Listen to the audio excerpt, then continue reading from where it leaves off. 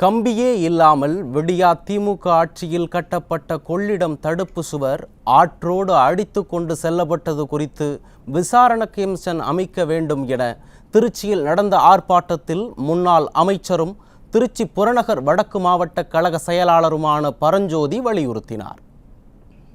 அவர்கள் இங்கே நம்முடைய கழக நிர்வாகிகள் எல்லாம் அதை பார்வையிட்ட பொழுது அங்கே கம்பியே இல்லை, வெறும் சிமெண்டால தான் கட்டியிருக்காங்க.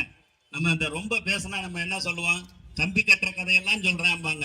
ஆனா கம்பியே கட்டாம ஒரு தடுப்பு சுவரை கட்டியிருக்கிறது இந்த விடியா திமுக அரசினுடைய முதலமைச்சர் ஸ்டாலினுடைய ஆட்சியிலங்கிறத இன்னைக்கு மக்கள் உணர்ந்துட்டு இருக்காங்க. பாருங்க, அங்க கம்பியே இல்லாம ஒரு தடுப்பு சுவர்.